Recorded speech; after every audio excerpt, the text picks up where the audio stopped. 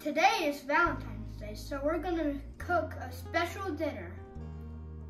And Mommy's gonna be helping. Mm-hmm.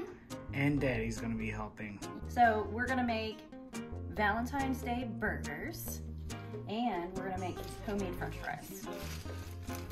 Ian's got the potatoes. First things first, you need to wash your hands and dry them. Soap. Put them in. Okay, so we have potatoes in the sink. I'm washing off the potatoes, and then we're gonna peel them. And then With the potato. yeah. And then we're gonna go over here, and we're gonna stick them in here and make French fries. So, while they're doing that with the potatoes, I'm going to take the meat that we got from our local meat shop, Brandon Meats. So shout out to them. And I'm going to make patties out of these and marinate them, and then put them in the fridge for about 30 minutes. That way, while we're working on the potatoes, which will take a little bit, burgers should be ready to go. Now that we got our meat, my hands are washed, we got our seasonings, we're gonna ball up the meat first. And then that way we'll make them into patties, but a little trick I learned from my days of working at Five Guys is we did about like quarter pound. Just kind of like take the meat, you kind of put it in the palm of your hand. You just gently press and roll with your hands. Sometimes you pick a little bit of meat out if they're too big, or you add more if they need them bigger. That's about the size we'll go with there. So these are the spices we have for the hamburgers. So first we have Morton coarse kosher salt. We got McCormick pure ground black pepper. We have crushed red pepper. Dad really loves that. We got Tony's what's it called? Creole, the original Creole seasoning. Pretty sweet. And then we got organic grilling hamburger seasoning. As it says right there.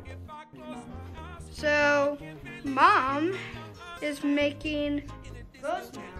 See? Valentine's Day. Mm-hmm. Sure is. Mm-hmm. Sure is. Oh. Isn't that nice? We should Gonna be a little patty. We should actually try that with all of our burgers. A heart-shaped patty. How about Ian? How about you make one? All right. So Okay, so now you've got a bit of meat. Now make like a ball with your hand. There you go. Now you just kind of roll the ball in your palm like that. I did this with Yeah, Play-Doh before. but you gotta press it down. Yeah, there you go. Just kind of squish it so that it's firm, kind of like you're making a mold with your hands. Or a coil. So meanwhile, Jen's gonna struggle to try to make the fries with this little Potato fry maker.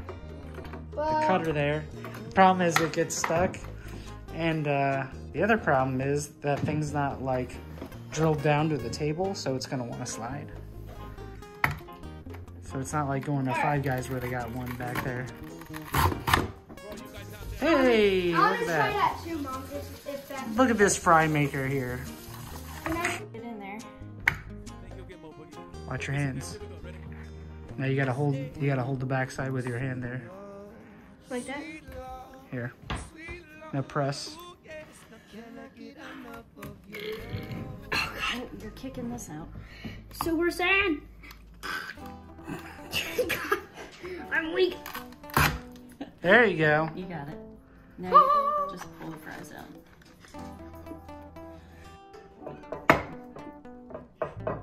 I don't know what's happening right You think that's enough fries?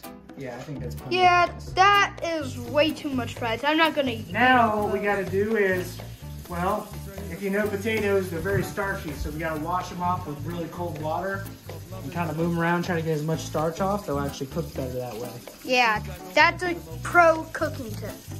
Yeah, that was many years of work. Well, that's something you should know when you're cooking. Your mom knows that, but the only reason I know is because I used to work for Five Guys back in the day, and I had to cut a lot of French fries. Yeah, he did. So we got the cold water running. Right, you're gonna give them a cold wash. And you kind of want to mix them up too. So hey, did you guys know that Andrew is the original fry guy? Just How dare you insult me? I was a fry guy. Well, he does. Actually, I was a dishwasher, and well, we kind of did everything. We had to do the dishwashing, Wow. made the meat in the morning. We did Well, Dad is a meat maker. And then I worked my way into being a manager, and then I had to run the line by myself. Okay, so we've got all of our seasonings here in these little dishes, and now I'm gonna go ahead and season our meat. But before I put the seasonings on, I'm going to actually press these patties using some wax paper, or you can use like, I don't know, some saran wrap, or you can use like tinfoil, but wax paper seems to work really well. So use some just generic wax paper here for the side. Let's do Mom's heart patty Mom's first. heart patty is here. What you're gonna do is you're gonna gently press Down. You don't want to press too much. Press See how a her little. heart patty's right there? Now, above that. Yeah, triangle patty. It looks like a little head. He's always squishing my heart. Yeah. So now we're gonna season. So I'm gonna put a little bit of crushed pepper on mine.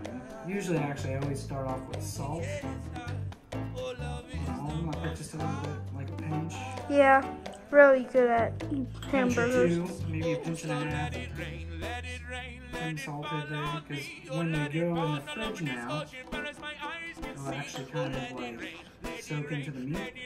Yeah. Part of the like marinating process. Okay, so Ian's gonna go ahead and finish off seasoning these hamburgers here, and then I'll do those a little bit later. Get more there, pinch more salt. Just make sure you're spreading it out evenly.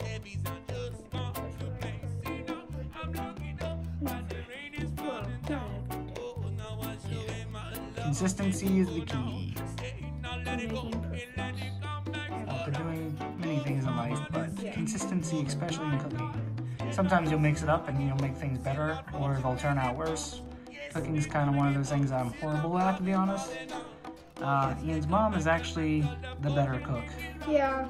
She makes all sorts of good stuff. Her food does taste good. Yeah, she's like a pro. She's kind of like Gordon Ramsay. Psh, I don't know if I'd go that far, but your mom's pretty good. Her cooking is definitely good. Yeah, she's like. Okay, so we got the potatoes, we had them soaking in cold water, I drained all that off. Now I'm just gonna put some oil on them and kind of toss them around to coat them, and then we'll season them once we get them on the cookies. And this is what oil and garlic salt we're gonna This use. is olive oil, so Yeah, and we just drizzle it. like so. I'll add more if I need to, but I think we're good. And now I'm just tossing them so I can get them coated in the olive oil. That way they get nice and crispy in the oven. Smells good too. Right, Dad? It does.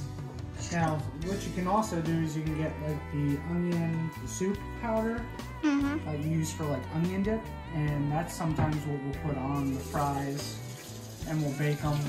We used to put them in a fryer too, but we don't have a fryer anymore.